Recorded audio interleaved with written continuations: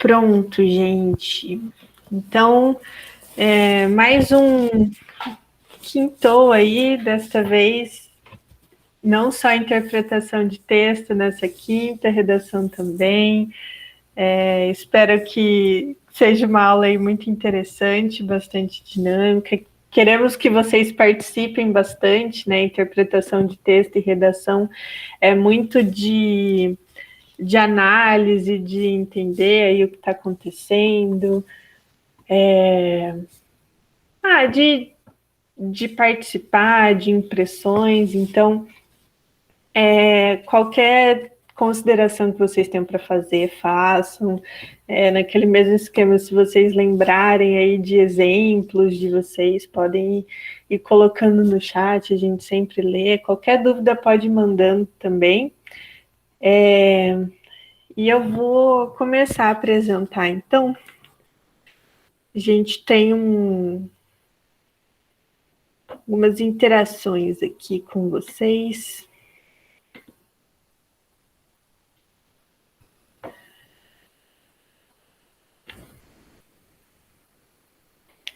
Vamos ver, vocês veem?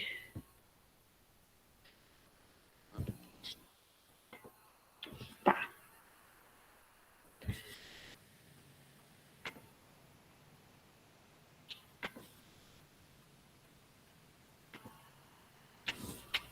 Todo mundo consegue ver? Eu vou apresentar a janela mesmo, porque a gente vai ter que ficar mudando. Valeu, Mário.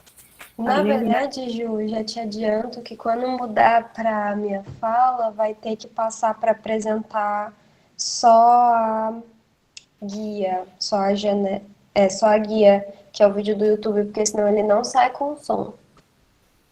Sério mesmo? Sério, é super não prático, eu não sei por que eu... Ai, que loucura. Ele Tudo faz bem. isso com a gente, mas faz parte, só para evitar os futuros conflitos. Tá, eu já vou apresentar só a guia, então. Então pronto. Vamos de slides. Pronto. Pronto?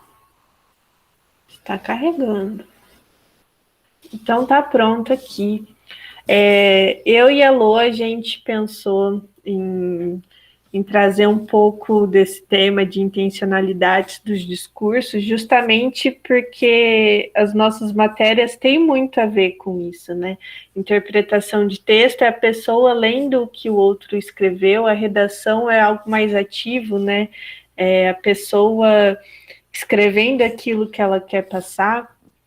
Então a gente pensou em trazer umas análises assim de discurso, de intencionalidade, retomando alguns temas que eu já tratei com vocês. Então pensei da gente tratar os elementos da linguagem de novo, tratar as funções da linguagem de novo, que vai ser bastante interessante para entender isso da intencionalidade, neutralidade dos discursos, também de alguns tipos textuais meio específicos que a Lô queria passar para vocês.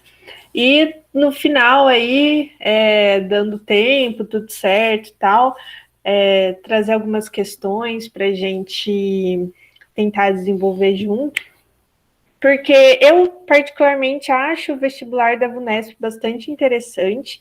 Ele é conteudista, mas ele não é tão técnico assim.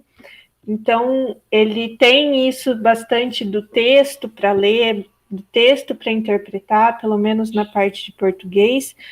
Isso acontece com outras disciplinas também, igual eu já falei aqui várias vezes, a interpretação de texto, ela acho que é aí a matéria mais importante, tal, de todo vestibular, mas, né, como a Lua está aqui, a redação também então é muito importante a forma como está escrito e interpretar o que está escrito.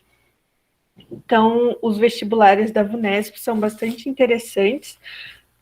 Como é uma semana para a primeira fase, a gente não vai exatamente aqui fazer uma redação, né, algo mais prático assim, mas então a gente quis juntar esses dois temas, essas duas matérias, para de alguma forma, trazer algum conteúdo bastante focado no discurso, no texto, na leitura.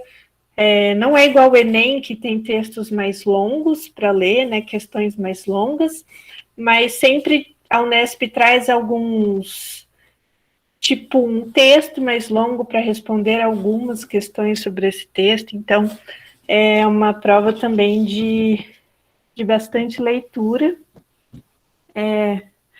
E é isso, gente. Vestibular é realmente bastante leitura, não tem aí como fugir disso.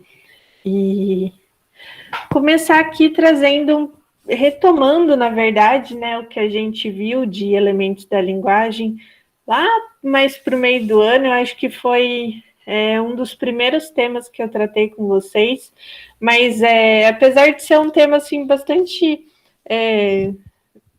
não bobinho assim, mas um tema bastante simples, é muito importante a gente entender os elementos da comunicação para a gente entender como que a comunicação é feita, ela é construída e ela é passada, e entendendo os elementos que compõem a comunicação, entender a comunicação em si.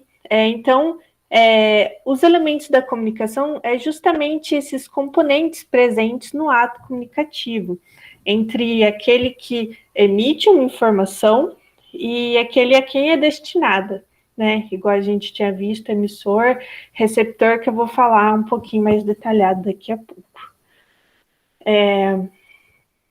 Eu retomei esse esqueminha aqui, porque eu acho ele bastante interessante. Ele traz justamente, ele sintetiza aí o que é a comunicação, né? A gente vê que a comunicação, então, é um referente sendo transmitido através de uma mensagem do emissor para o receptor, que compartilham um código em comum e se utilizam do mesmo canal de comunicação.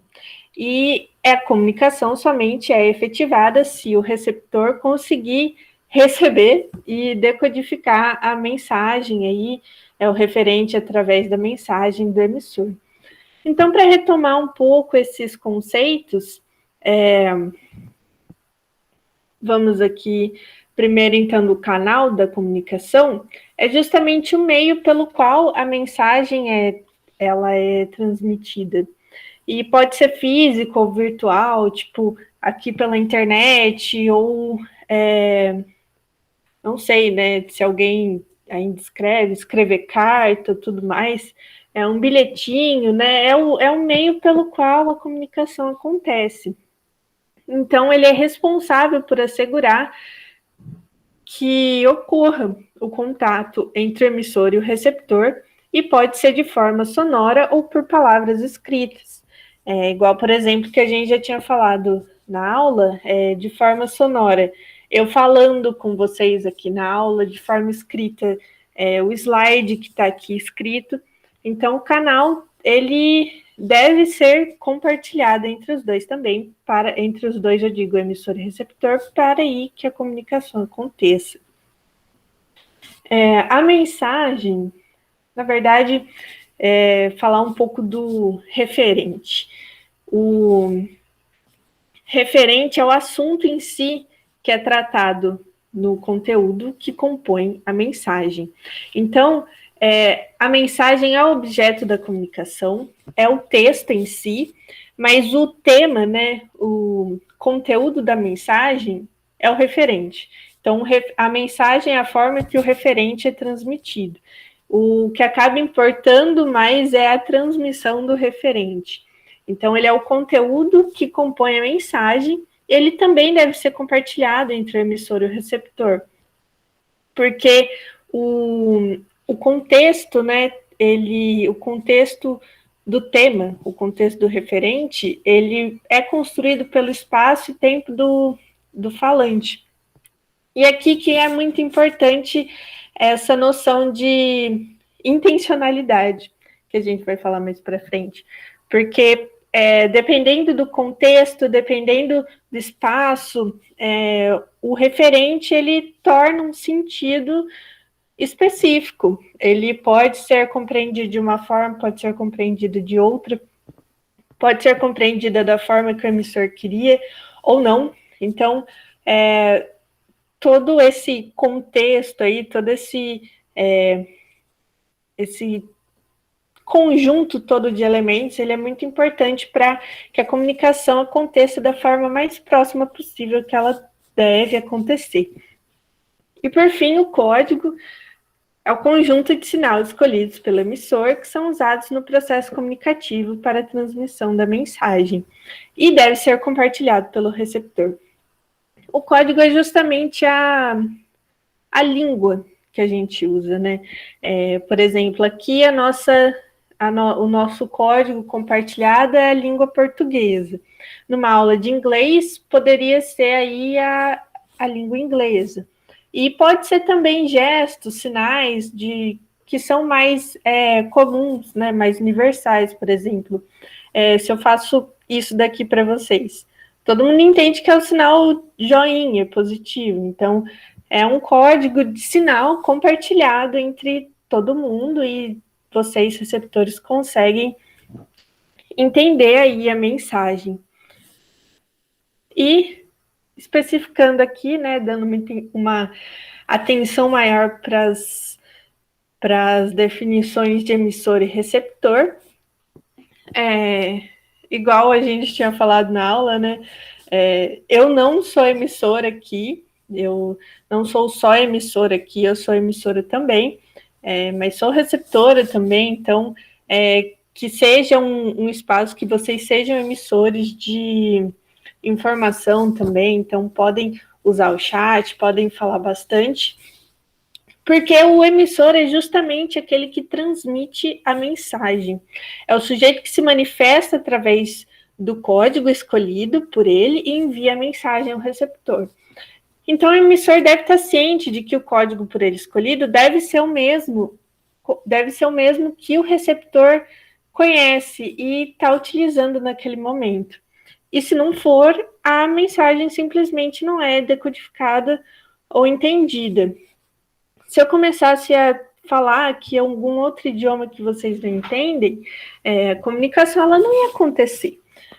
Então, por isso que é importante a escolha aí do código e que o emissor conheça esse código comum com o receptor.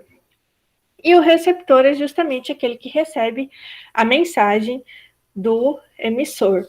Então, presumindo que o emissor e o receptor compartilham o mesmo código, cabe ao receptor decodificar a mensagem. Decodificar é justamente esse processo de entendimento do receptor daquilo que o emissor queria passar. E aqui até coloquei um a mais, assim, de que para completar a comunicação, pode haver um retorno.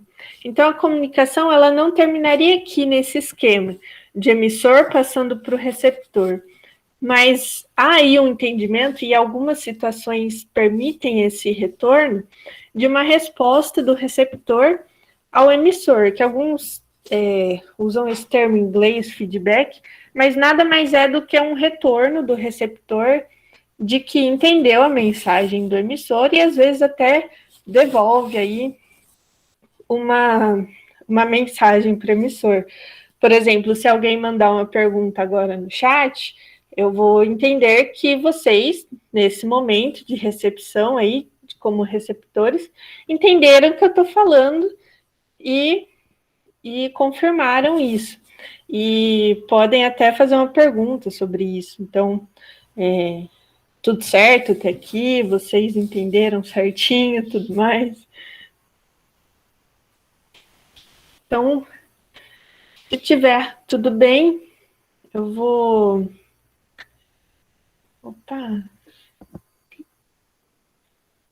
passar para a Lô, então. Show de bola. Se você e agora passar lá para aquele vídeo que eu te mandei, tem que mudar a guia. É um puxado. Tá bom. É a música, né? Isso. Aquele esquema que eles já conhecem da minha aula, quando eu eu sempre falo, ok, vamos primeiro escutar e depois a gente reflete um pouco sobre. A gente não vai escutar ela inteira, eu aviso quando for para pausar, mas pode dar play aí. Tá, vê se vocês vão ouvir.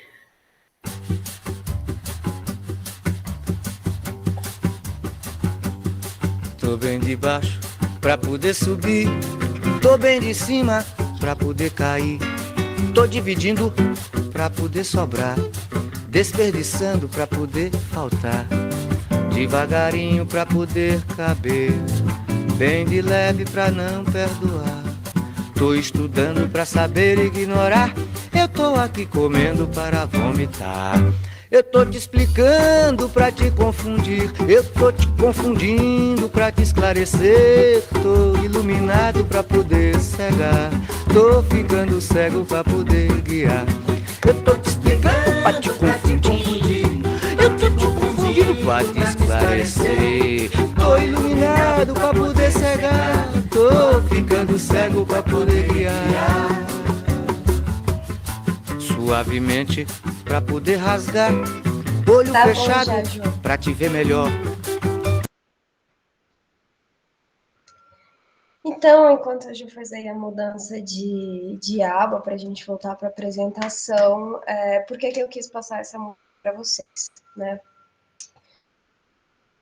Passado aqui por essa explicação da Ju sobre quem recebe a mensagem, a gente fica pensando, bom, então é muito simples essa dinâmica do diálogo, basta que uma pessoa fale e outra pessoa receba, né? Mas também, como a gente falou, tudo isso envolve um contexto. Essa música do Tom Zé é muito legal, ele fala, eu tô te explicando para te confundir, eu tô te confundindo para esclarecer, tô iluminando para poder cegar e tô ficando cego para poder guiar. E aí vocês ouvem que falam, caramba, mas isso não é contraditório, né? Como é que alguém explica para confundir isso? Não faz o menor sentido. Mas aí é que entra os nuances da linguagem, né? E a intencionalidade, que a gente chama intencionalidade no discurso. Pode passar o slide. Então, quando a gente fala de intencionalidade no discurso, o que isso significa? Né? Basicamente, é a ideia de que existe todo um universo que mensagem, existe todo um repertório de informações, tanto culturais quanto interpessoais, às vezes, dependendo do diálogo. Né? Então, se eu estou estabelecendo um diálogo com uma amiga de infância, a gente se conhece há 10 anos, a gente, pela nossa relação, estipulou um repertório intersubjetivo que pode fazer com que eu emita uma mensagem para ela, eu fale alguma coisa para ela, que signifique muito mais do que o que está simplesmente dito ali e que faz parte disso que a gente compartilha, né? Um exemplo disso é piada interna e eu não posso exemplificar uma piada interna aqui para vocês. Eu poderia contar uma história para justificar uma piada interna, mas todo mundo que conhece, que tem a possibilidade de ter uma relação que permite piada interna, sabe que é só você e aquela outra pessoa que vai entender, ou aquelas outras pessoas. Então, a própria ideia de fazer uma explicação para 19 pessoas de uma piada interna é surreal, né? Agora, isso funciona não só com relações intersubjetivas, mas com qualquer tipo de relação que é estabelecida a partir do momento que existe uma mensagem a ser passada. Né? Então, se existe alguém tentando passar essa mensagem e se existe alguém para receber essa mensagem, né? Então o receptor, nisso se estabelece uma relação. E qualquer mensagem, então, vai pressupor esse repertório seja o mero repertório da linguagem, então, por exemplo, eu falo em português para falantes de português, se eu falar em português para uma pessoa que fala japonês, vai ficar muito difícil dela me entender, certo? Agora, eu falo para português, mas eu posso falar para portugueses de Portugal e para brasileiros. inserir no meu repertório, só brasileiros vão entender. Né? E aí a gente sabe toda a nossa cultura de meme. Vão se lembrar de entre memes brasileiros e memes nacionalidade, por exemplo, é de limitação, por assim dizer, né, mas de contextualização dessa relação que é estabelecida, né, no discurso. Isso pode ser uma questão de regionalidade, né, de nacionalidade, de vínculo, né, no exemplo de um amigo, uma amiga, né? Então, tudo isso para falar que a intenção na mensagem, ela se mostra de diversas maneiras. Ela não se mostra apenas pelo conteúdo da mensagem, né? Então, é muito importante quando a gente, por exemplo, entra em contato com uma notícia, por exemplo, a gente percebe disse isso, qual que é o veículo que está transportando essa notícia, né? E aí existem algumas posturas que são criminosas, por assim dizer, não de verdade, né, gente, mas coisas que não costuma se fazer, como, por exemplo, na poesia. Vocês sabem que uma coisa é o eu lírico, outra coisa é o poeta. Então, não se deve confundir a intencionalidade do poeta com a intencionalidade do eu lírico, certo? O eu lírico, ele é quase que um personagem que o poeta encarna, que o poeta adota para falar. Então, existem, por exemplo, os pseudônimos, né? Vocês já devem ter estudado isso, que daí já entra mais na questão da literatura.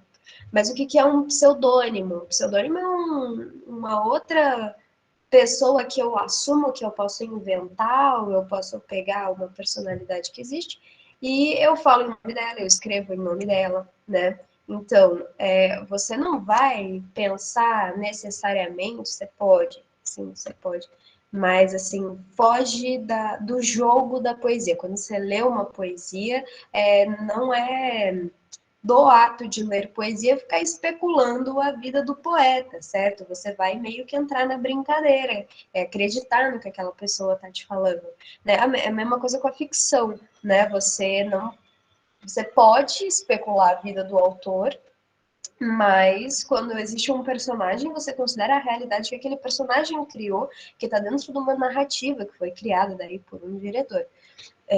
Mas para qualquer mensagem, para tudo que você lê ou tudo que você escuta, você pode pensar quem disse isso, quando disse isso, para quem disse isso, por qual veículo de comunicação que disse, qual a reputação do veículo de comunicação pelo qual isso foi dito, em que contexto diferente do mero quando, certo?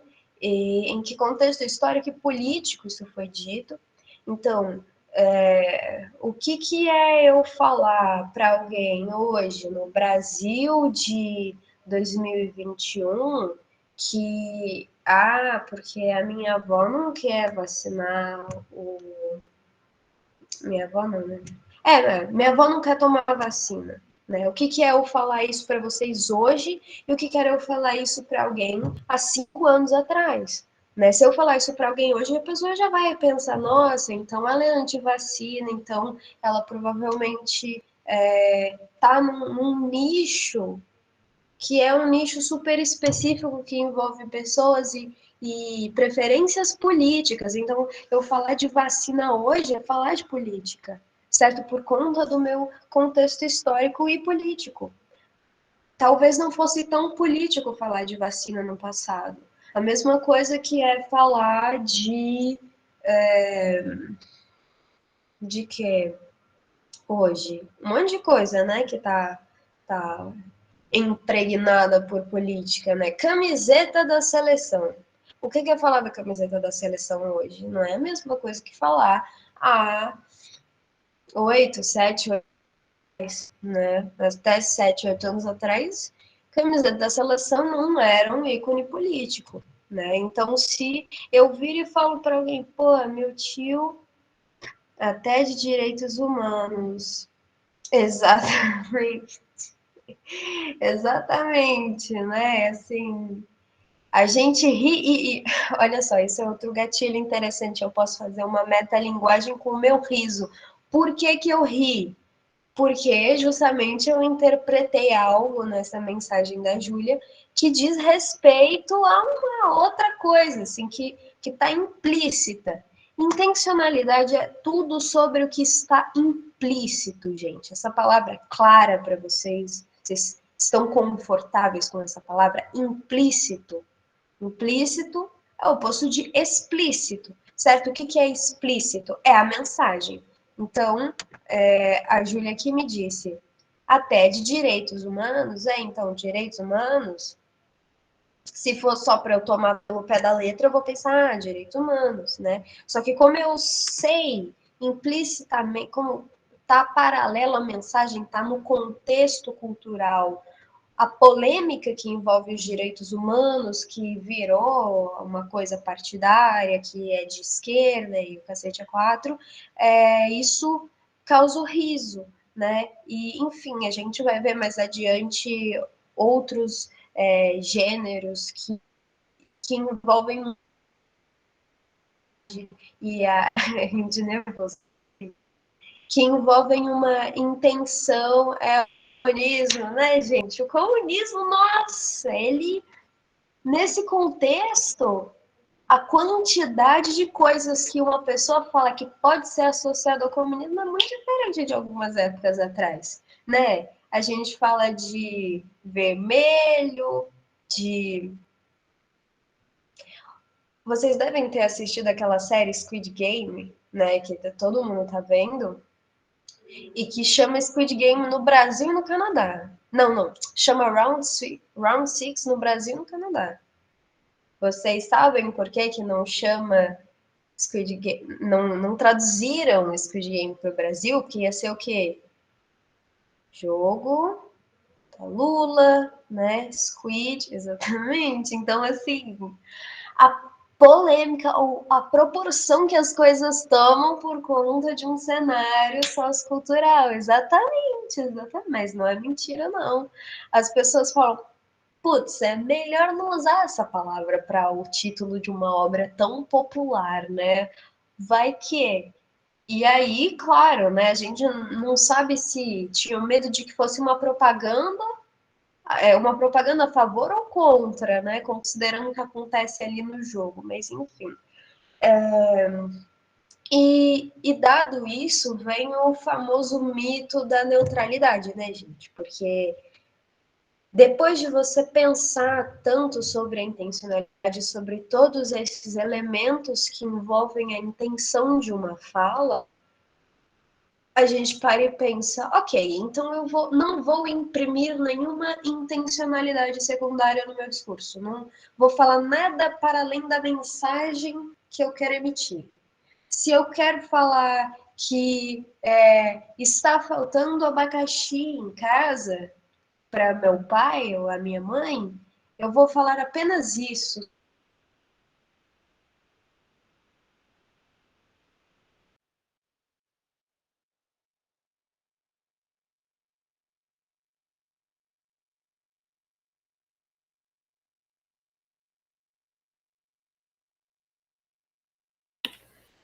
Lô, eu acho que ela caiu, gente.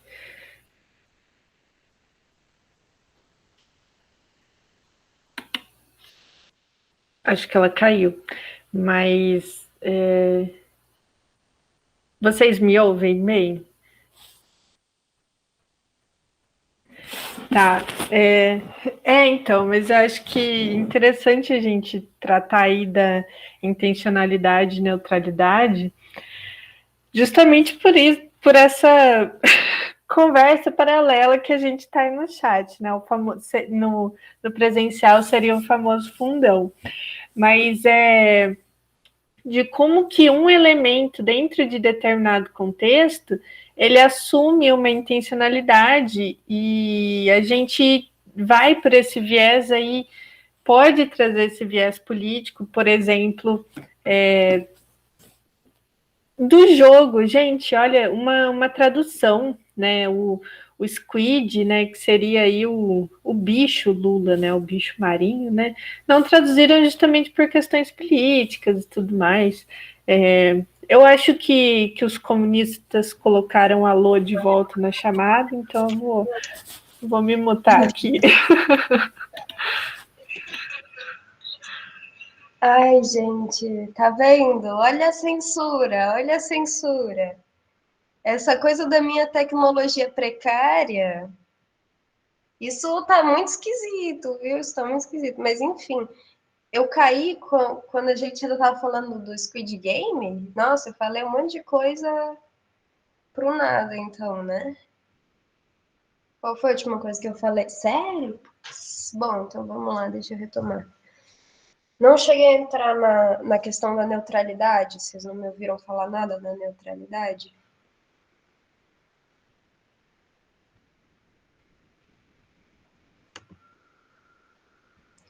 Tá, beleza, beleza. Então, bom, enfim, né, dado a questão da intencionalidade, surge o mito, por assim dizer, da neutralidade. Quer dizer, hoje em dia é quase consenso que não existe imparcialidade absoluta, né? E isso no discurso menos ainda, porque você fala, ok, vou falar algo sem nenhuma intenção para além disso que eu estou falando. Então, Mário, olha, eu não sou do direito, se alguém, não sei, o pessoal aqui a Júlia deve ser do direito, mas aqui a gente está trabalhando com o conceito grande de neutralidade, como nele mesmo é absurdo. Quer dizer, antes sequer de eu contextualizar a neutralidade, né? Então, assim, a gente pode ter o domínio da Constituição e tudo mais, mas essa Constituição foi feita por pessoas, ok, foi feita sobre materiais filosóficos de ética e moral, mas esses materiais também foram feitos por outras pessoas, e a partir do momento em que isso é executado por pessoas, essas pessoas têm interesses, e por mais honesto que você seja, a tua própria concepção de ética e moral é a tua concepção de ética e moral, certo? Então, se você é uma pessoa que cresceu nos moldes religiosos, você vai olhar para o adultério, por exemplo, né, traição no casamento, você vai olhar talvez com a mesma repulsa que você olha para assassinatos, por exemplo. Então, para uma pessoa dessas, fica natural você querer passar isso para a jurisdição, certo? E é só vocês pensarem no que a lei se vocês têm algum conhecimento disso, e no que ela vinha sendo, e no que ela sempre foi, quer dizer, escravidão era legalizado, certo? Então, hoje em dia a gente fala de racismo e, na verdade, há bastante tempo, só que existia uma ferramenta do Estado que, teoricamente, é uma coisa imparcial, mas que permitia a escravidão, né? Então, assim, eu acho que isso já deixa bastante claro. Outra coisa é vocês pensarem na história da proteção da mulher oferecida pela legislação, pelo Código Penal. Quer dizer, quanto tempo demorou para surgir a Delegacia da Mulher, para existir leis que pensavam na realidade prática do país e da realidade da mulher dentro desse contexto, certo? Então, tudo que a gente tem disponível para o nosso acesso no mundo concreto foi mediado por pessoas, e pessoas sempre têm esse conjunto de coisas que a constituíram, certo? Um contexto, para quem foi feita toda essa listinha que está colocada em tópicos aqui, isso pode ser aplicado para literalmente tudo. Deixa eu ver se tem mais alguma coisa no chat. Então, no final das contas, eu ia usar outro exemplo mais bobo, mas acho que o exemplo da justiça ele é melhor para deixar isso claro. A notícia também, esse é o clássico dilema da revista, né? Você fala, mas tal revista é de direita, mas tal revista é de esquerda. Quer dizer, será que é interessante, não é mais interessante, e aqui, claro que fica ambígua a minha eu também não sou imparcial, eu também não posso me fingir de neutra, senão eu estaria sendo bem hipócrita, né? Mas fica clara a minha posição quando eu faço essa provocação. Será que não seria interessante justamente ter as revistas assumidamente enviesadas, seja politicamente, seja ideologicamente? Então, uma revista socialista, uma revista anarcocapitalista. Não que isso exista, mas tem gente que acha que existe. Deixa eu ver aqui. Pode, Júlia, claro. Nossa aula, né? É que eu estava esperando você concluir aí o pensamento, porque achei interessante justamente trazer isso da justiça, porque a justiça, acho que todo mundo já viu o símbolo da justiça, né? Que seria uma moça vendada, segurando uma espada, uma balança, todo mundo já viu mais ou menos isso? É aquele símbolo aí clássico, né? Mas hoje em dia se critica muito, a Temis, isso mesmo, Deus da Justiça. Se critica muito essa simbologia do direito, justamente por essa falsa neutralidade, né? Dada uma sociedade tão moderna, tão complexa, pautada num sistema capitalista, existe uma desigualdade material, né? As pessoas não têm o mesmo acesso a bens materiais. Mas, em contrapartida, aí, a lei fala que todo mundo é igual. Então, fica aí essa coisa aí que a lei ela não condiz com a realidade, né? Então, como que a lei pode ser neutra a ponto de falar que todo mundo é igual, se o pessoal não é igual, entendeu? Se não existe essa igualdade que a lei fala. Então, se critica muito esse símbolo da Temis, justamente para tirar a venda dela, né? Para ela não olhar aí com imparcialidade ou com neutralidade, né? Não ser a justiça cega, mas sim ser a justiça que vê. E vendo as desigualdades, agir de forma a superar essas desigualdades.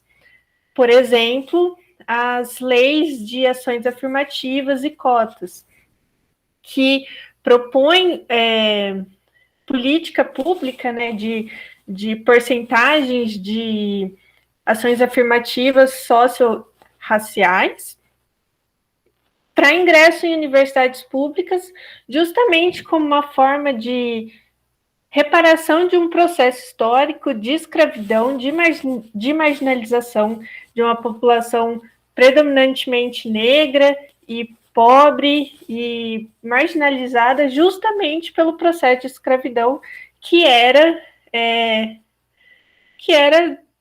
um absurdo institucionalizado, né, que era permitido. Então, até na justiça, a justiça ela não é neutra e, ao meu ver, ela não deve ser neutra, né? Ela é um termo que a gente chama de equidade, né? Não é exatamente a igualdade, mas é a equidade, que é tratar os diferentes, tratar os desiguais desigualmente na medida de suas desigualdades. Então, só para falar um pouco aí dessa neutralidade na justiça que acho que foi o Mário levantou aqui.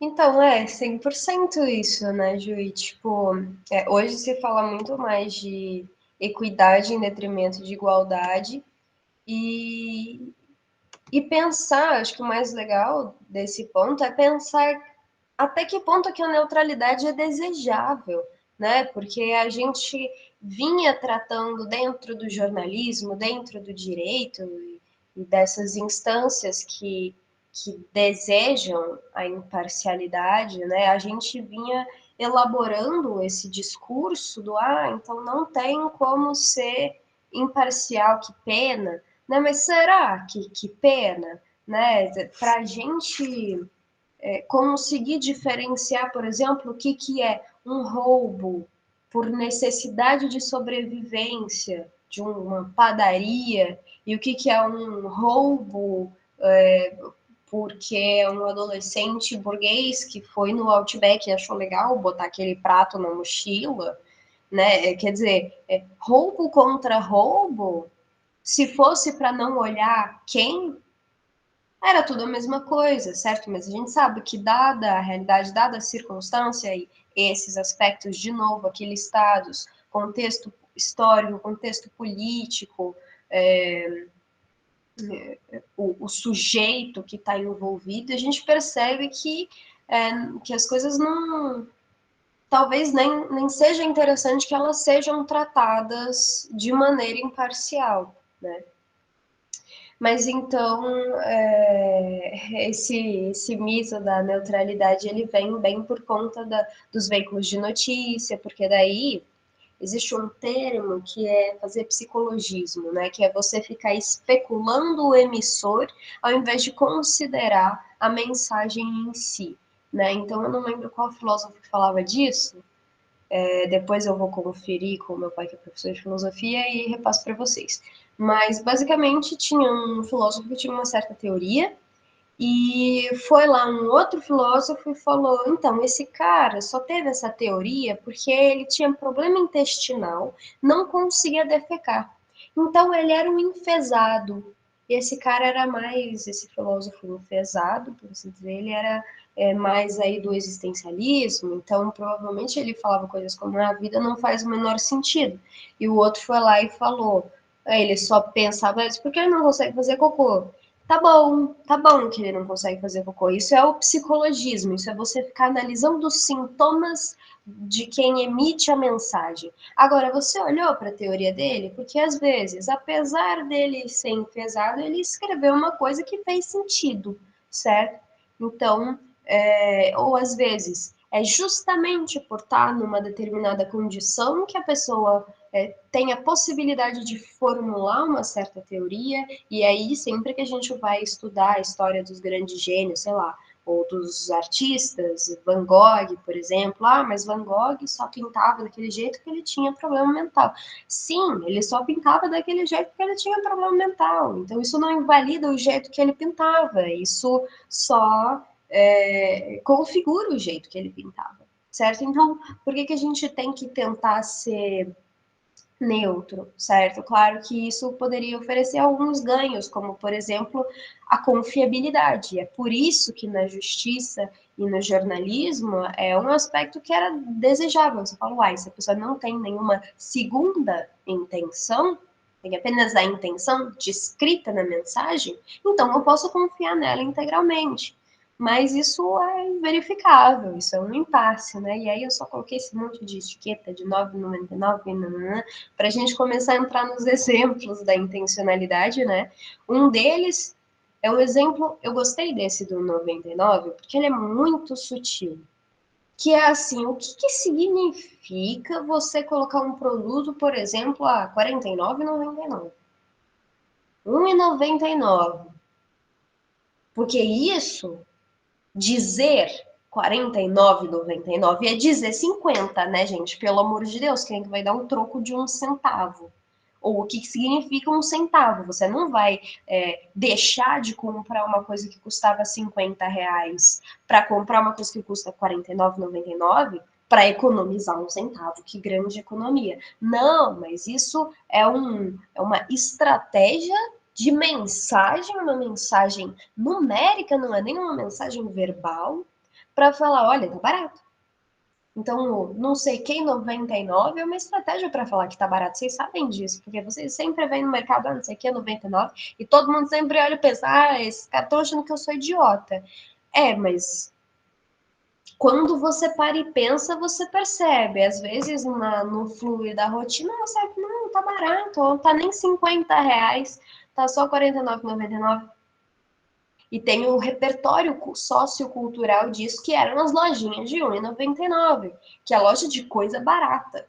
Coisa barata é não sei o que, R$ 99, certo? Então, as mensagens, elas estão embutidas em tudo, gente. Vocês sabem que eu faço artes visuais, e uma das coisas que a gente mais estuda é a mensagem a ser passada, mas essa mensagem não é verbal. Essa mensagem, ela pode ser sonora, e aí a galera do marketing tá mais aí para dizer, né, o que que é um jingle, por exemplo. Pode ser uma mensagem cromática, também a galera do marketing, do design gráfico, digital e das artes visuais também, porque as cores, elas passam mensagens. Por exemplo, o vermelho sobe a tua pressão arterial. Tem uma obra do... Esqueci o artista, podia ter separado isso para vocês, aliás, que ele expôs lá no Inhotim, que é um museu aqui brasileiro, o maior museu a céu aberto, é um conjunto de galerias. E lá tem uma sala que ela é todinha com coisas vermelhas. Tudo que tá lá é vermelho. Tem uma geladeira vermelha que você abre e tem só coisa vermelha dentro. Tem uma televisão vermelha passando imagens vermelhas, um sofá vermelho. Só tem uma parede branca, mas ela é basicamente forrada por quadros e adereços vermelhos. Certo? O vermelho sobe a nossa pressão arterial. Você entra naquela sala, a tua pressão sobe. Por quê? Porque a cor, ela emite uma informação para o seu organismo. Vocês também devem conhecer o exemplo do McDonald's, que usa amarelo e vermelho para estimular a fome e, ao mesmo tempo, para te colocar em um estado que não te permite o relaxamento. Então, você entra no McDonald's, fica com fome, mas você não relaxa o suficiente para ficar lá e passar a tarde. Você quer ir embora logo. Então, deixa eu ver o que tem mais. Sala de aula tem parede azul, exatamente, hospital, tudo isso. Pode passar o slide, por favor, Ju.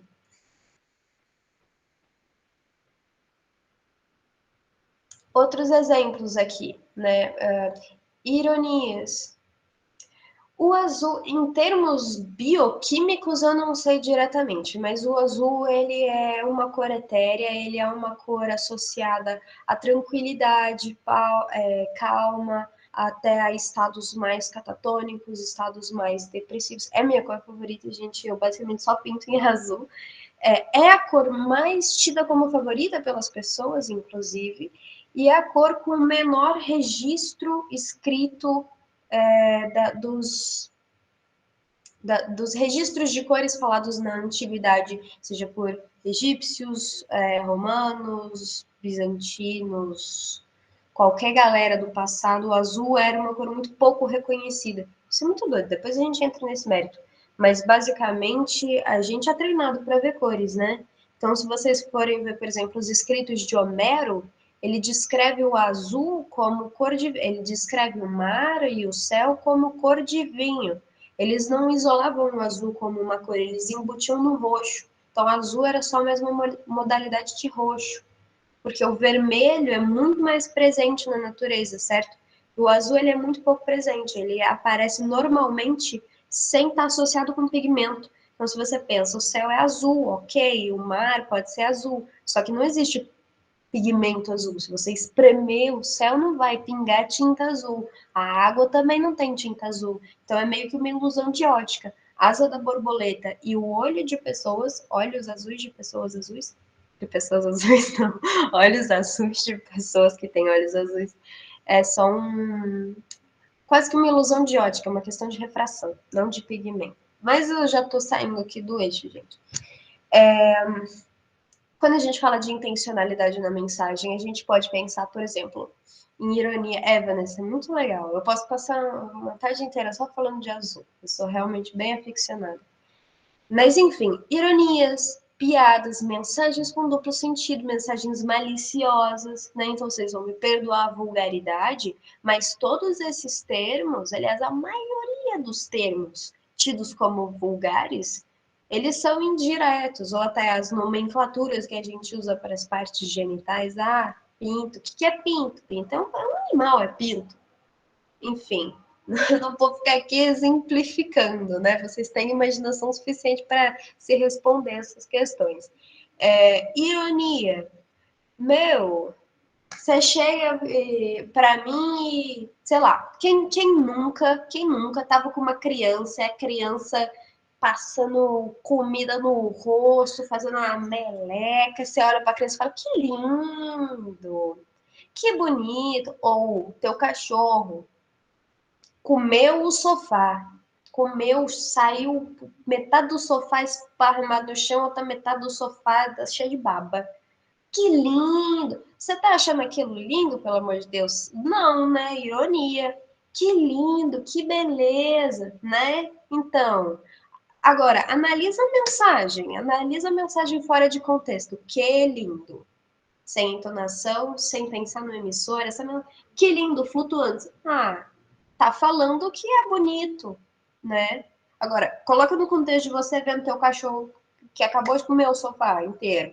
Não tá falando que é lindo, né? Ironia não é nada mais, nada menos do que uma mensagem que quer dizer exatamente o oposto do que ela tá dizendo, né? Então, você tá falando que lindo, mas tá querendo dizer que feio, credo, né? E aí o seu cachorro, ele não entende ironia, né? Tanto que você pode chegar pro cachorro e falar, ah, você é um bobão, né? Quem que é fedido? Quem que é feio? E ele vai ficar todo feliz olhando pra você, eu. Por quê? Porque o cachorro, na verdade, ele não entende a mensagem, ele só entende a forma como você tá falando. Então não adianta você ser irônico com o cachorro, porque para entender ironia, você tem que relacionar contexto e a entonação, a forma como você está falando, com o conteúdo da mensagem. Certo? O cachorro, ele só entende a forma, porque o cachorro não fala português, pelo amor de Deus, né? Agora, um dos traços de pessoas que têm autismo de isso não é via de regra, tá? Que existem 500 formas de autismo e eu não sou autoridade na área para falar, mas um dos traços mais característicos do autismo é de não ter esse nuance de ser pessoas muito literais, certo? Serem pessoas muito literais. Então, o que é levar algo ao pé da letra? É alguém te falar que lindo e você achar que a pessoa tá falando que é lindo de fato. Então, às vezes autistas não entendem ironia por conta disso, porque eles têm essa condição de receber uma mensagem e falar, bom, se essa pessoa tá falando que é lindo, ela quer dizer que é lindo. Então, por que ela tá brava e falando que é lindo ao mesmo tempo? Não faz muito sentido.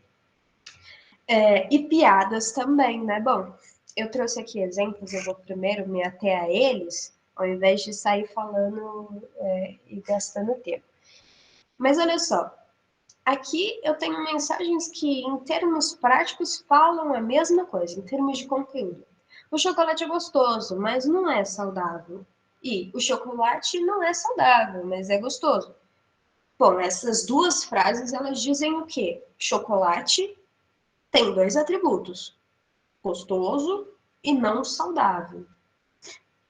Aqui é uma frase bem simples, né? Vocês sabem que até controverso isso, chocolate 70% cacau faz bem pro coração. Tá bom, mas se atenham ao exemplo.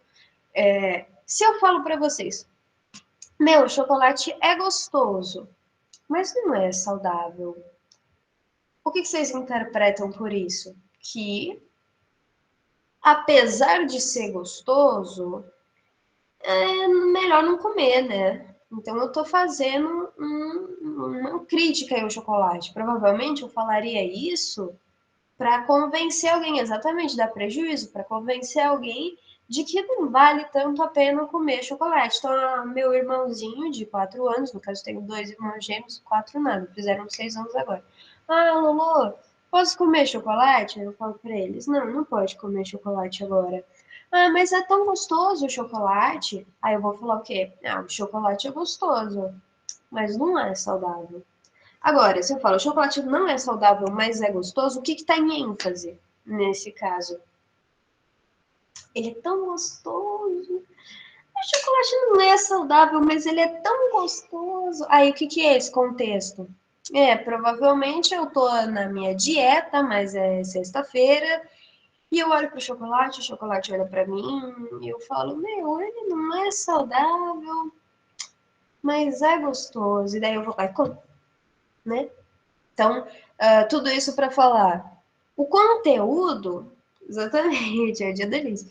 O conteúdo é o mesmo, mas nesse caso a ordem dos tratores altera o viaduto, certo? Conhecem a expressão, né?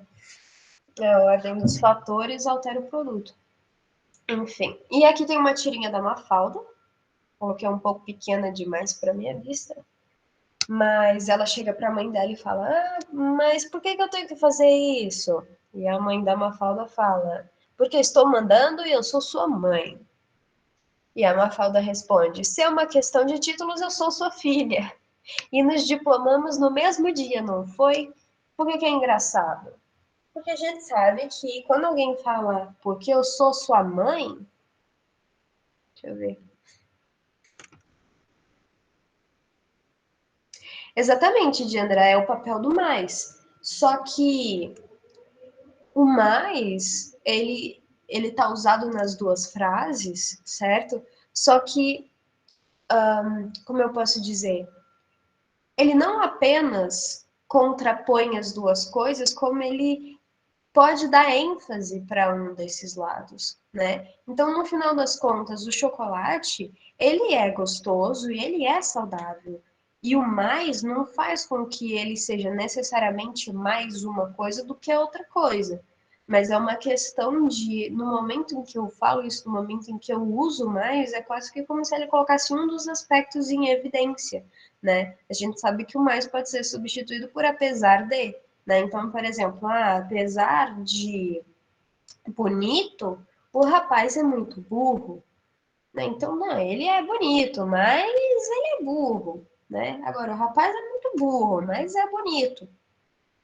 As duas mensagens são as mesmas. Né? Se eu falasse o rapaz é burro e bonito, aí você já não tem mais o jogo da contraposição. Né? Mas em termos práticos, assim, em termos gerais, o rapaz contém esses dois adjetivos, certo? Mas deixa eu seguir aqui na tirinha da Mafalda. Bom, qual que é a graça da tirinha da Mafalda, né?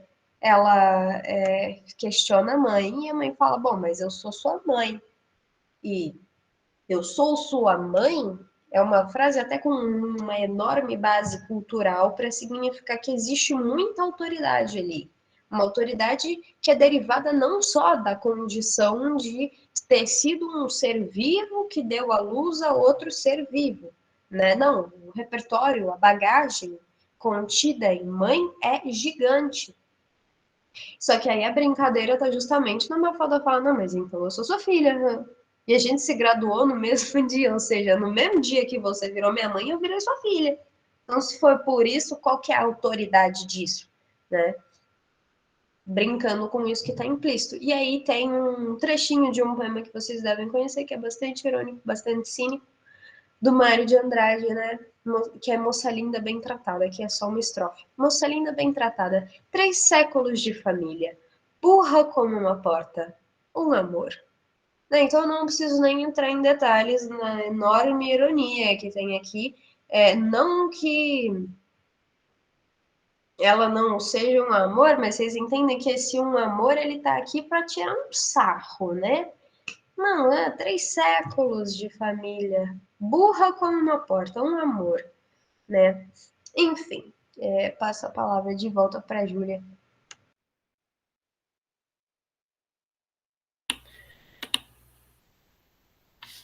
Oi, todo mundo me ouve? Gente, eu acho o máximo esse poema aí do Mário de Andrade, né? 3 séculos de família aí, que seria aí uma grande tradição, uma grande honraria em termos, né? Porém, burra como uma porta, um amor. E bem, acho que continuando aí no que a Lô estava falando da pretensa neutralidade, como a gente conseguiu ver até agora que essa neutralidade ela não existe e não é nem interessante que ela exista, né, numa sociedade tão politizada como a nossa atual, a linguagem ela ela é usada aí com diversas funções. Aí vamos relembrar aí um pouco as funções da linguagem e os seus respectivos, suas respectivas intencionalidades, tá? Algo mais breve.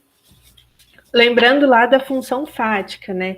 Cada função, só para retomar um pouco, cada função ela tem a ver com cada um dos elementos dos elementos da linguagem que a gente viu aí no começo da aula. Então, a função fática, ela se foca aí no canal da comunicação. E é justamente aquela que tem como intencionalidade principal somente a manutenção da comunicação. Então, os interlocutores buscam estratégias de manutenção da comunicação para testar a eficácia do canal que eles estão usando, né? Que, como a gente falou, ele deve ser compartilhado. E aqueles exemplos de conversa jogada fora, aquelas saudações assim, chega no prédio, fala um oi para o porteiro responde, conversas no Uber, no ponto de ônibus, os cumprimentos, tudo mais. Falando aí em conversa de elevador, quem que assistiu 500 dias com ela e que lembra dessa cena, que ele está ouvindo música, ela ouve a música que ele está ouvindo e faz um breve comentário aí que gosta da banda que ele está ouvindo, que é o The Smiths. E a partir daí o resto do filme é um grande drama amoroso, enfim. Se vocês não assistiram, fica aí a indicação para assistir. Eu particularmente gosto. Não sei se ela gosta. A próxima que a gente vai falar, então, é a da metalinguagem, que foca justamente no código. Por que ela foca no código, né? No código da mensagem? Porque é aquela que o emissor explica o código utilizando o próprio código. É aquela explicação bem repetitiva, justamente porque é uma função bastante subjetiva. Então, o próprio código, utilizando o código, explica sobre o código. Então, a gente pode ver aí, por exemplo, no cinema, um filme sobre fazer filme, aqueles verbetes de dicionário, por exemplo, um verbete de dicionário que fala sobre palavra, explica o que é palavra, poemas que falam sobre escrever poemas, aí a Diandra falou no mesmo tempo que eu, fotografias de alguém tirando foto, enfim, aí esse quadrinho aqui justamente que é uma conversa assim com a gente, né? A moça falando o que foi e o moço respondendo, não sei se olhe para você ou para o balão. E a metalinguagem está justamente nisso, né? O balão é algo que é usado para mostrar a comunicação no próprio quadrinho. Então, como que ele, personagem do quadrinho, está vendo o balão, né? Seria só aí a conversa numa situação real, ninguém vê o balão no outro. Mas a metalinguagem é isso, né? De usar o código para explicar o código. E aqui, mais alguns outros exemplos. A Lô aí que faz artes visuais pode falar um pouco mais, né? Talvez do quadro, não sei. Mas é um autorretrato do Van Gogh. Van Gogh é pintor famoso aí dos anos 1880 e poucos, que, igual já falamos aí, né, a fama dele veio aí depois da morte, enfim, infelizmente, mas aqui a gente vê um pintor que pinta ele mesmo pintando um quadro. Então, aquele exemplo que a gente tinha falado na aula também, do Velázquez, que ele se pintou no quadro e tudo mais. E aqui um poema do Fernando Pessoa, aí que a gente já falou aí de pseudônimos também, né? Os pseudônimos do Fernando Pessoa. Esse aqui é dele, chama Autopsicografia, que fala justamente, poeta é um fingidor, finge tão completamente que chega a fingir que a dor que deverás sente. E os que leem o que escreve, na dor lida sentem bem, Não as duas que ele teve, mas só a que eles não têm. E assim, nas calhas de roda, gira a entreter a razão esse comboio de corda que se chama coração. Então, é um poeta que escreve um poema que fala bastante do poeta e fala aí que o poeta é um fingidor, é ele falando dele mesmo através da poesia. Então, a metalinguagem eu acho que é uma das funções mais interessantes aí para a gente estudar. A função emotiva, ela tem característica de ser bastante subjetiva mesmo. Peraí, que eu me perdi. E por ser emotiva, ela foca no emissor.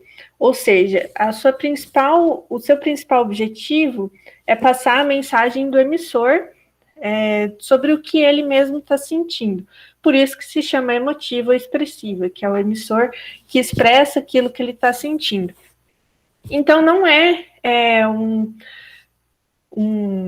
uma emissão assim, né? Uma mensagem muito neutra. Aí aqui a gente pode ver que há bastante intencionalidade, né? Intenção justamente de transmitir opiniões, emoções, desejos bastante individuais da pessoa que está emitindo esse tipo de conteúdo. E por isso mesmo a mensagem é predominantemente escrita em primeira pessoa, né? O eu, ou até o nós, o a gente. E como exemplos disso, né? Um diário que relata o seu próprio dia, memória, algum depoimento, entrevista, autobiografia. Tem bastante em poemas, músicas, e que uns exemplos de músicas bastante opostas entre si, mas é interessante a gente ouvir diversos estilos musicais. Tocar um trechinho aqui para vocês. São Paulo, dia 1º de outubro de 1992, 8 horas da manhã. Aqui estou mais um dia, sob o olhar sanguinário do vigia. Você não sabe como é caminhar, com a cabeça na mira de uma HK. Metralhadora alemã ou de Israel, estraçalha ladrão que nem papel. Aqui é um trecho da música Diário de um Detento, né, do rap, e tem justamente essa característica de diário, apesar de chamar Diário de um Detento também, tem aqui a data, o local, até o horário, mas é interessante ver como que são impressões dele mesmo escrevendo essa música, né? Então foca bastante no sentimento dele, no que ele está expressando, então por isso que essa função ela é bastante pautada na expressividade, na emoção, e tem aqui estou, né, conjugado em primeira pessoa, bastante evidências aí dessa função da linguagem. E até comentei na aula do livro, aí só para fazer uma retomada rápida, quem foi sabe, mas o Diário de um Detento foi escrito pelo Racionais, mas foi baseado no diário de uma pessoa presa, que ficou presa no complexo de encarceramento do Carandiru. O Carandiru foi uma prisão, foi um estabelecimento prisional, né, a gente chama de prisão, que, enfim, o ponto que o Carandiru ele ficou muito conhecido por conta do massacre do Carandiru, que aconteceu justamente um dia depois do dia 1º de outubro, né? Aconteceu no dia 2 de outubro de 1992, quando houve uma briga generalizada entre pessoas presas. Houve uma intervenção do Estado muito forte, que acabou com o extermínio mesmo de grande parte da população encarcerada de lá, o que já era um absurdo, porque era uma prisão bastante superlotada. Então, é interessante a gente pesquisar um pouco e pensar um pouco do massacre do Carandiru aqui nessa música, porque ela justamente faz bastante referência a esse massacre do Carandiru, e foi baseada no diário de uma pessoa que foi presa lá. E até conta um pouco como que foi o dia do massacre. E aqui outra música, eu vou passar um trechinho também. Acho que todo mundo conhece as duas, né? Mas essa aqui é bastante conhecida também.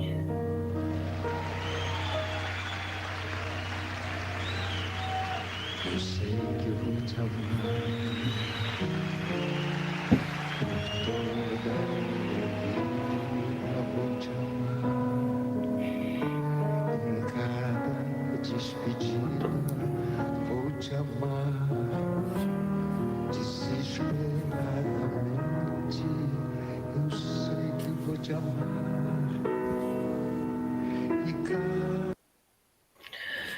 Bem, essa é um trechinho. Esse Eu Sei Que Vou Te Amar é um poema do Vinícius de Moraes, mas aqui é uma interpretação do Tom Jobim. Igual o Mário já falou aí nas outras aulas, né? As reflexões são de sábado, mas aqui é um estímulo para as reflexões de sábado, tá?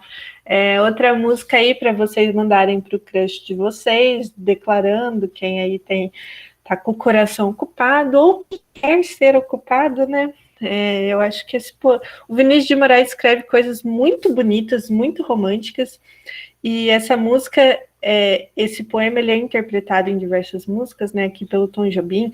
O Roberto Carlos coloca esse trecho também em outras músicas dele. Então, eu acho que não tem expressão maior, assim, da subjetividade do que justamente essa utilização da primeira pessoa, né? Eu sei que vou te amar, por toda a minha vida vou te amar. Então tem sempre referência à pessoa, né? Ao emissor da mensagem. E nesses dois exemplos é interessante a gente ver como que a intenção, como que não é nada neutro, né? Não, sempre há uma intencionalidade no Diário de Detento de passar a realidade de um complexo prisional. Aqui no Vinícius de Moraes, de passar a realidade, de externar o sentimento dele para a pessoa, que não é nada neutro, né? É bastante intenso, né? Ele fala, por toda a minha vida vou te amar. A gente pode até se referir aqui a uma hipérbole, né? Por toda a minha vida é muito tempo. Então aí, mas pode, Diandra, claro. Eu não queria te interromper na fala. É mais uma pergunta sobre redação. Eu estava fazendo uma redação essa semana e eu pensei em usar o Diário de um Detento, porque eu estava falando do aumento da circulação de armas no Brasil. Só que aí eu fiquei com medo de usar e tangenciar, porque o Diário de um Detento está falando de violência policial, prisão. Se eu usasse num tema tipo de porte e posse de armas, eu estaria tangenciando o tema?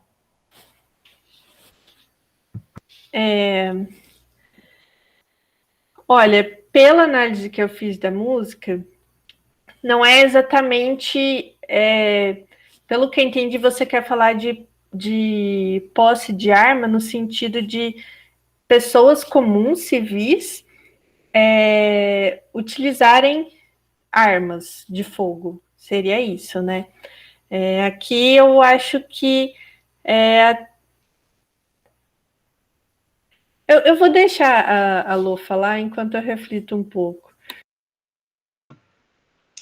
Então, Diandra, você sabe, quem assiste as minhas aulas sabe que a minha resposta para posso usar tal coisa na redação sempre vai ser depende. Sempre, via de regra, vai ser depende. Mas dentro do depende, eu não sei se você lembra, Diandra, que eu costumo te ver, acho que quase todas as minhas aulas, teve uma aula que eu levei uma música da Bia Ferreira, aquela Cota Não É Esmola. Só que existem trechos da música, por exemplo, em que falam muito da realidade do transporte público.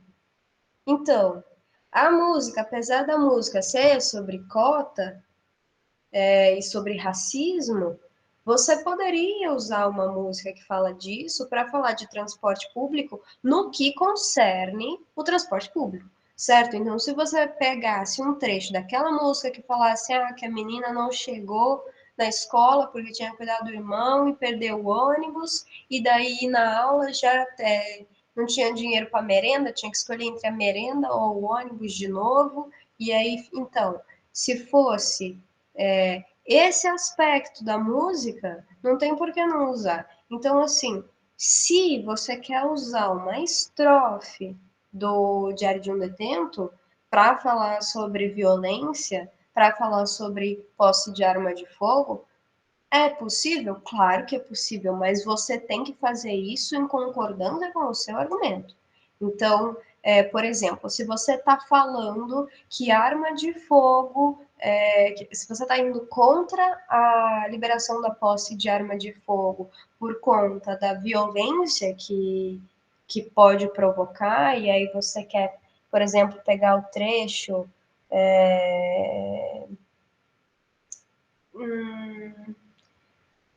tô improvisando, tá? Mas, por exemplo, você não sabe como é caminhar com a cabeça na mira de macacá, metralhadora, alemão de resta, estraçalha ladrão que nem papel. Você está falando da relação de uma pessoa com uma arma de fogo, né? Só que, assim, talvez não seja o melhor exemplo do mundo, né? Então, eu sempre falo para vocês também que quanto mais amarradinha a tua referência, a tua citação ao teu argumento, mais chance de você ter a pontuação ideal. Agora, você tem que fazer a citação. Você vai ser penalizado se você não trouxer nada de repertório pessoal. Se a única coisa que você conseguir pensar for a música do Racionais, aí tudo bem, né? Mas é tudo sobre amarrar bem, ficou claro? Eu sei que eu sempre respondo com depende, mas é porque depende mesmo. Depende de qual é o teu argumento para ir contra a posse de arma de fogo. Se é porque você acha que vai aumentar a violência, se é porque você acha que vai aumentar os acidentes, se é porque você acha que, considerando a realidade da desigualdade social, a posse da arma de fogo seria igualmente desigual. Igualmente desigual, deu um pequeno lag aqui no cérebro. Ficou claro, Diandra? Responde a sua pergunta? Se a Júlia quiser complementar também, é vontade. Não, eu concordo com a Lô. Acho que foi bastante explicativo, assim. Talvez o contexto da música ele fale muito mais sobre violência policial no geral do que sobre violência com armas de fogo. Então, talvez não seja interessante, mas, igual a Lu falou, talvez dê para deixar bastante amarradinho, enfim. Mas posso seguir então, pessoal? Tudo bem, Diandra? Passando então para a função poética, ela foca na mensagem. Então, o principal objetivo da função poética é transmitir uma mensagem utilizando um trabalho com a língua, né? Tem um foco mais estético, mais estilístico. Então, essa preocupação com a estética, com a forma de que a mensagem está sendo passada, garante aí um impacto na força do conteúdo, né? Das escolhas de palavras, das expressões, enfim. E apesar do nome poética, não é exclusiva de poemas. Por que eu falo isso? Porque quando a gente ouve uma pessoa que a gente considera bastante letrada, por exemplo, um professor que tem aí seus anos de sala de aula, fala coisas com palavras bastante difíceis e tudo mais, não necessariamente é uma matéria difícil, mas ele está se usando essa função poética aí de um trabalho com a língua, de uma construção mais elaborada, para tentar passar essa mensagem de que é algo respeitado, alguma coisa difícil. Isso pode acontecer nas notícias também, pode acontecer em discursos políticos, pode acontecer quando a gente está conversando com um amigo da gente que tem essa vontade aí de se parecer mais inteligente, começa a usar palavras mais difíceis, tudo mais, e justamente essa intenção aí de, nesse caso de usar palavras mais difíceis, de passar uma ideia aí de que seria mais inteligente, seria o correto, né? Lembrar aí de que não existe exatamente alguma coisa correta, uma verdade real, e não confundir a função poética com a função emotiva, porque apesar de muito parecidas, a função poética é centrada na mensagem, na estrutura da mensagem, e é importante como a mensagem está sendo transmitida. Agora, a função emotiva, ela já foca na transmissão dos sentimentos do emissor, então não necessariamente foca aí na forma como a mensagem é transmitida. Então, além dos poemas, né, obras literárias, publicidades, letras de músicas, discursos, textos religiosos, tudo mais. E eu trouxe aqui como exemplo, eu adoro usar como exemplo dessa função poética os poemas concretistas, esse do Augusto de Campos. Provavelmente vocês já devem ter visto, ele é bastante comum aí nos livros didáticos, e é um poema aí que a palavra lixo ela é construída através de uma outra palavra pequena, em repetição, luxo. Então, é a palavra luxo que ela foi aí desenhada de várias formas que formou uma imagem maior escrito lixo. E tem aí essa aproximação, né? O interessante ver que essas palavras só trocam o i pelo u, né? O luxo e o lixo. Então a forma é a mesma, só muda essa vogal. E é interessante aí esse poema nos levar a várias interpretações de cunho social, uma delas de que o luxo pode levar ao lixo no sentido de soberba, ou de que vivemos numa sociedade que preza aí a reprodução do luxo sem ver um grande quadro, né, de que a acumulação leva o lixo, a acumulação gera lixo, né, ou de práticas de esbanjamento, de acúmulo, enfim, interessante ver aí como uma palavra bonita, que seria o luxo, numa visão maior, mais distanciada, ela se torna uma palavra feia, que seria o lixo. Agora, caminhando um pouco para o final, vamos tratar um pouco da função referencial, denotativa e da conotativa também. Função referencial ou denotativa tem bastante a ver com o contexto, que é aquela mensagem que tem a intenção de ser bastante objetiva e impessoal na sua realidade, então usa uma linguagem bastante simples e original, normalmente escrita na forma direta. Quase sempre, por ter essa impessoalidade, usa a terceira pessoa do discurso, é uma mensagem passada aí de forma objetiva e sempre baseada em dados concretos e fatos, aqueles exemplos que a gente sempre usa de textos técnicos, notícias de reportagens jornalísticas, artigos científicos, quando se busca algo aí na neutralidade, vamos dizer assim, a gente poderia falar de uma função denotativa, que seria um texto baseado em dados da realidade atual para construir uma informação imparcial, o mais imparcial possível. Já a função conotativa ou apelativa, ela se refere ao receptor e é justamente a intenção de persuadir, de dar ordens ou dar de conselhos. Então, não se preocupe exatamente com a impessoalidade, né, com a neutralidade, mas ao contrário, tenta se utilizar aí de argumentos bastante selecionados, de ocasiões bastante selecionadas mesmo, para tentar passar a mensagem que o emissor quer passar para o receptor e para que o receptor receba da forma aí que o emissor queria que fosse passado. Então, por isso que fala conotativo ou apelativo, né? Esse apelo pelo entendimento aí do receptor do que o emissor está falando. Então, usa bastante os imperativos do tipo, você deve, acredite em mim, os vocativos, né, os chamamentos do tipo, você, ouça, vocês ouçam, né, pontuação na escrita a gente pode ver bastante exclamação, algumas interrogações no sentido exclamativo, e como exemplos, anúncios publicitários, sermões, os horóscopos, discursos políticos, livros de autoajuda. Então, é interessante a gente ver essa diferenciação entre o denotativo e o conotativo. E agora eu devolvo para a Lu.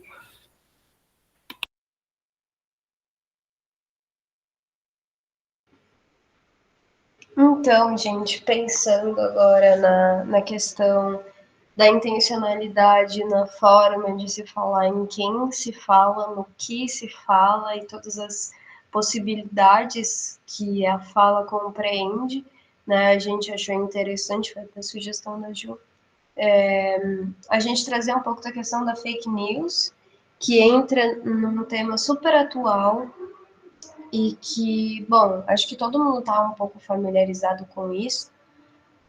Pode passar o slide, Ju? Então, em termos gerais, vocês sabem, né, que a polêmica da fake news, ela aumentou, a questão da fake news ficou muito mais evidente nos últimos tempos, desde a eleição de 2018, assim, que a coisa ficou mais intensa, desde antes, na verdade. Mas, bom, vocês também devem imaginar que não é coisa de agora, não é novidade, mas com certeza é uma prática que foi intensificada pelo poder da fala dentro da mídia, né? Então, isso, ok, isso se fala demais, porque com a chegada da internet e textão, isso sempre abre portas para um textão, né? Mas a internet não faz mágica, não faz milagre, não tem vida própria. É uma ferramenta operada por pessoas, enfim, sempre contaram mentiras, que também é outro, poderia até ter colocado ali como uma forma de mensagem que contém uma intencionalidade que não é aquela, e que muitas vezes não pretende ser revelada, né? Essa também é, às vezes, a diferença de uma piada de uma pegadinha para uma mentira, né? A mentira, ela é nociva, no sentido de que você emite uma mensagem que não é compatível com a realidade, tendo clareza de que essa mensagem não é compatível com a realidade, e você não pretende, posteriormente, revelar que não é compatível com a realidade. Desse modo, o teu interlocutor vai olhar para aquilo e vai entender que aquilo se trata de algo sobre a realidade, quando na verdade é uma mentira, né? Então, é interessante pensar nesses elementos estruturais de uma mentira que são diferentes do engano, são diferentes da pegadinha, da piada, de tirar o sarro, da ironia, né? Por exemplo, uma pessoa que não entende ironia pode confundir ironia com mentira. Quando você vê o teu cachorro comendo no sofá e fala, que lindo, e alguém vira e fala, você é um mentiroso, você tá falando que é lindo, mas você não tá achando lindo de verdade. Você fala, bom, mas isso aqui é uma fala irônica e não uma fala mentirosa, certo? Também é um grande motivo de confusão das pessoas na internet. Quem nunca viu gente militando no Twitter em cima de um post irônico, né? Ou levando a sério um negócio que era irônico. Mas voltando para a realidade da fake news, então, eu não quero ser muito redundante com o que vocês já estão familiarizados, mas também é importante dizer que a questão do meio de comunicação, ele confunde a legitimidade do veículo. A gente tem tanta informação, mas tanta informação que a gente fica um pouco perdido, no sentido de a gente não sabe qual que é a palavra? Não fazer uma triagem de qual informação tem algum embasamento e qual informação não tem, e isso é basicamente o ápice da nossa crise da informação hoje em dia, né? Então, você, por exemplo, tá com uma dor de garganta e você vai pesquisar no Google e vai ter 500 blogs falando de doenças diferentes e com certeza câncer e com certeza 500 doenças letais. Então, muita gente, eu inclusive, que sou levemente hipocondríaca, muita gente deixa de usar o Google, que tecnicamente é uma ferramenta de informação, para buscar informação, porque sabe que vai ter informação demais. Dentre essas, um monte de informação falsa ou informação mal divulgada, mal selecionada e sem embasamento científico, e vai acabar ficando mais desesperado do que bem orientado, do que informado, né? E aí a questão, de novo, do embasamento científico de novo, uma fala muito polêmica, né? E de novo, alguém pode vir aqui me chamar de comunista, né? Mas tudo isso para falar que a informação falsa, ela existe, ela está presente. Estou em aula. Tá. Ela existe, ela está presente, mas ela pode ser dada por acaso, ela pode ser dada por inocência, mas ela pode também ser dada por um projeto de alienação coletivo, né? Então, existe ganho por trás das fake news, existe interesse por trás das fake news. Seremos... Exatamente, Mário. Eis a questão. Qual professor hoje em dia não é um doutrinador comunista, né? Quase que um mal. Exatamente. Professora é outra palavra que já está aí caindo num repertório polêmico, né? Isso porque a gente ainda nem é professor de verdade, nem não sou graduada. Mas aqui, por exemplo, eu trouxe esse gráfico da vacina, que eu peguei com uma resolução horrível agora que eu estou vendo, que não dá para ler quase nada, mas sobre os temas abordados nas publicações e um pouquinho lúdico também esse infográfico, mas a questão da conspiração é muito relevante, né? E basicamente as fake news elas se concentram em teorias conspiratórias que têm um objetivo, né? Como por exemplo o terror popular.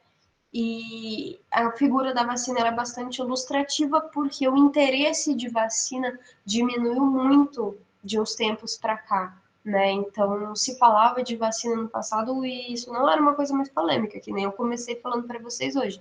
Mas, atualmente, se falar de vacina é quase ser partidário. Então, o movimento anti-vacina, ele retomou força.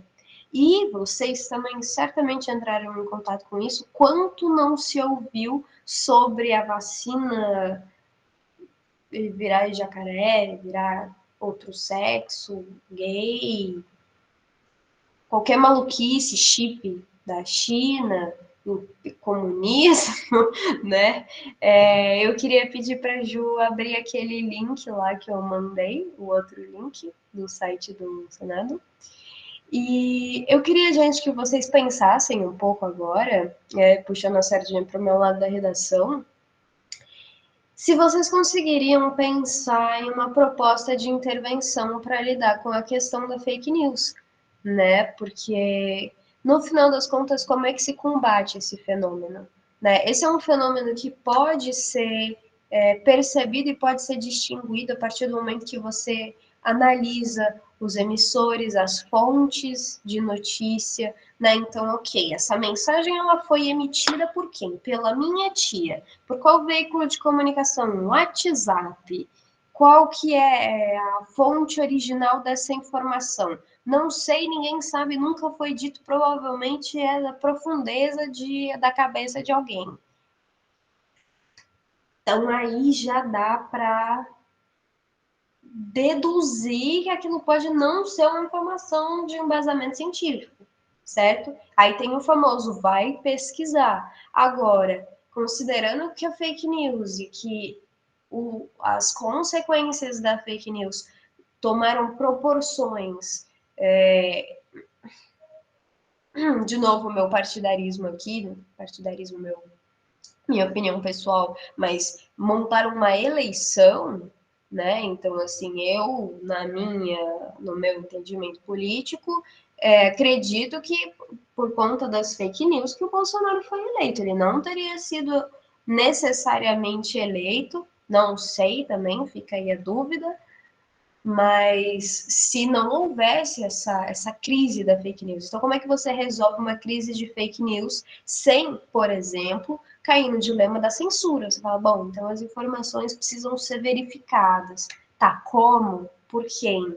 Percebem que é uma via de mão dupla e que deixa margem para uma questão complicada? E é por isso que eu vou pedir para Júlia passar esse vídeo aí, por favor.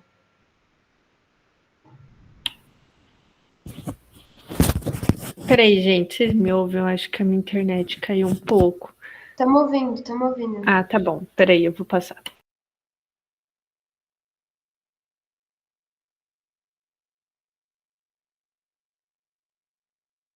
Conhecido como projeto A audiência pública da Comissão de Ciência e Tecnologia, Comunicação e Informática debateu o combate à disseminação de notícias falsas, especialmente nas redes sociais e aplicativos de mensagens. Segundo o pesquisador do tema, nos últimos anos, as chamadas fake news vêm colocando em risco a confiança da população nas vacinas, um fenômeno que se intensificou durante a pandemia da Covid-19. No mês 8 de 2020, quando começou a se discutir a questão das vacinas, quando elas se tornaram mais palpáveis, 89% da população indicava que queria tomar as vacinas da Covid.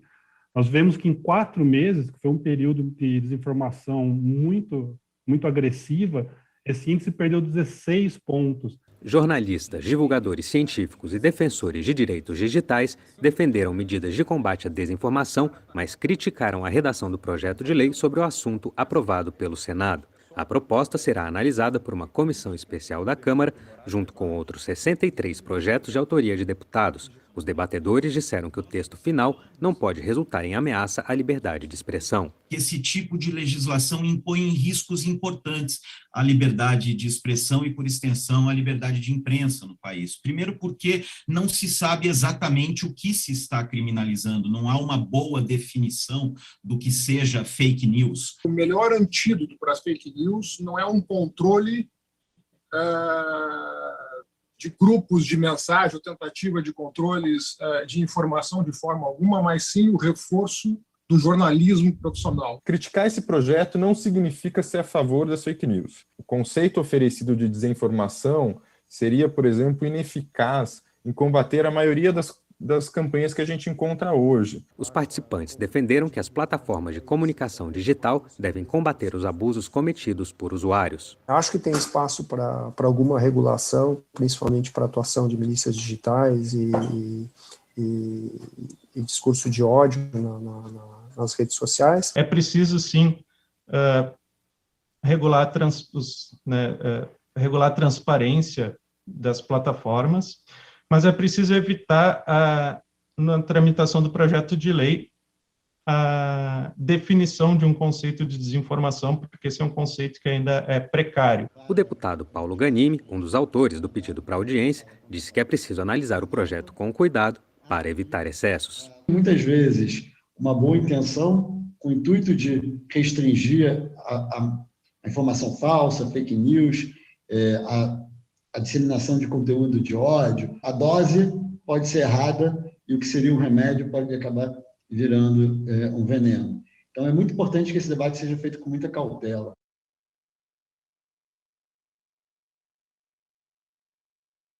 Então é isso, gente. Eu não vou oferecer proposta de redação para vocês, mas eu acho interessante que vocês pensem em possíveis resoluções que não acarretem, né, como no caso que aqui é falado bastante, nessa via de mão dupla, que é, por exemplo, uma questão de censura, uma questão de quem vai fazer essa verificação. A gente está falando de proibir a circulação de certas informações, né, isso pode deixar margem para muita coisa complicada. Mas, no geral, é isso. A Julia está falando aqui, tem até no próprio WhatsApp, né, essas agências de checagem. Mas, não, então, eu acho legal a gente ouvir também um pouco do outro lado, né, para eu não ficar aqui muito doutrinadora, mas a acusação de fake news, a fake news é algo que ninguém quer tomar para si, né? Então, normalmente, quem trabalha com fake news é o pessoal negacionista, é o pessoal antivacina, é o pessoal terraplanista, né? Dos quais eu sou politicamente contra. Mas é a mesma coisa que acontece com o nazismo, né? Nazismo é uma bola que ninguém quer segurar. Ok, existe neonazista? Existe. Tem louco para tudo. Mas eu não lembro se vocês chegaram a acompanhar aquela época que se falava, não, porque nazismo é de esquerda. Você fala, meu, é só você estudar um pouquinho de história para saber que não era, sabe? Só que ninguém queria tomar a bola do nazismo para si. É a mesma coisa fake news. Ninguém quer tomar a bola da fake news para si. Não, realmente, fake news é uma coisa da minha laia e eu vou defender com unhas e dentes. É a mesma coisa que passeata contra a corrupção. Ninguém vai defender a corrupção. A corrupção é um vilão. Agora, a briga vira o quê? Definir o que é fake news, né? Então alguém me fala, não, porque a vacina vai te transformar em jacaré. Eu falo, não, isso é fake news, a vacina foi estudada pelo Butantan e ela vai te prevenir de pegar o vírus. E a pessoa vira para mim e fala, ah, isso é fake news. Eu falo, bom, não é. Aí a pessoa fala, bom, então a minha também não é. É uma questão de opinião. Quem nunca ouviu, né, que atualmente tudo é questão de opinião, né? Impressionante. E aí todo aquele debate sobre o embasamento científico e, enfim, que vocês conhecem bem. Mas no geral é isso, a gente já tá passando do horário, na verdade, né, Júlia? Como é que a gente vai fazer? A gente trouxe umas questões. Eu acho que pode ficar por isso mesmo, acho que é mais importante trazer essas questões aí do cotidiano, que podem efetivamente cair no vestibular, né? As questões acho que eles já fizeram bastante, então acho que seria até interessante se alguém quiser abrir o microfone, falar um pouco desses fatos que a gente falou, enfim. Porque a questão da fake news, ela é realmente muito grave, né? Disseminação de informação falsa. Isso pode levar desde pessoas a serem eleitas até 600 mil pessoas a morrerem, entendeu? Pessoas morrendo, exatamente.